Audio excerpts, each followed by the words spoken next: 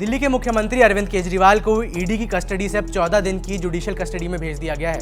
ED की custody में रहते हुए सीएम केजरीवाल को ईडी ऑफिस के ही लॉकअप में रखा जा रहा था, लेकिन जुडिशियल कस्टडी में भेजे जाने के बाद उन्हें अब तिहाड़ जेल में रहना होगा। बड़ा सवाल ये है कि आखिरकार ईडी की कस्टडी और जुडिशियल कस्टडी में फर्क क्या है और इसका सीएम केजरीवाल के साथ हो रही पूछताछ पर क्या असर होगा। नमस्कार, मेरा नाम है वैभव, आप देख रहे हैं जी स्विच। जब कभी भी कस्टडी या रिमांड शब्द का इस्तेमाल होता है तो इसका मतलब होता है हिरासत। मूलतः हिरासत दो तरह की होती है, पुलिस हिरासत और न्यायिक हिरासत, मतलब पुलिस कस्टडी और जुडिशियल कस्टडी।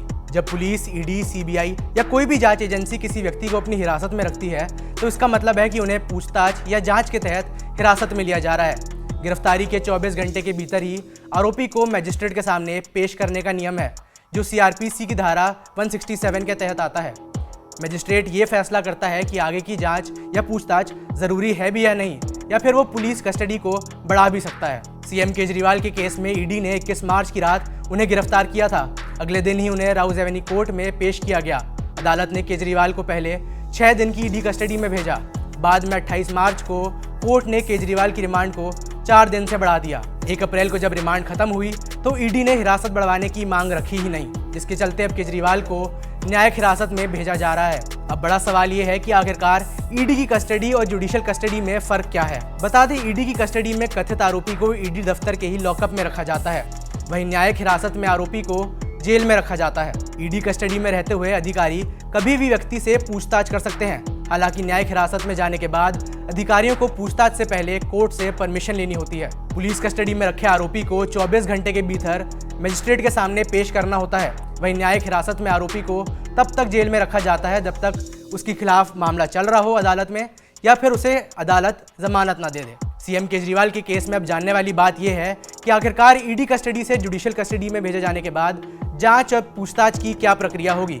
सबसे पहले तो जैसा हमने आपको बताया, ईडी कस्टडी में सीएम केजरीवाल ईडी दफ्तर के ही लॉकअप में थे। हालांकि अब उन्हें तिहाड़ जेल में भेजा जा रहा है। सीएम केजरीवाल फिलहाल ईडी दफ्तर की जेल से सरकार चला रहे थे। तमाम मंत्री उनसे वहीं पर मिलने आते थे। हालांकि अब दिल्ली सरकार सच में तिहाड़ जेल से चलेगी। सीएम केजरीवाल का परिवार, खासतौर पर उनकी पत्नी, ईडी दफ्तर में उनसे मिलने जाती थी। हालांकि अब उन्हें तिहाड़ जेल में मिलने का समय मांगना होगा और वहीं पर उनसे मिलने जाना होगा। सीएम केजरीवाल की पत्नी सुनीता केजरीवाल की माने तो उनके पति डायबिटीज के मरीज हैं और इसी को लेकर कोर्ट ने पहले ईडी को निर्देश दिए थे कि केजरीवाल की दवाइयों का ख्याल रखा जाना चाहिए।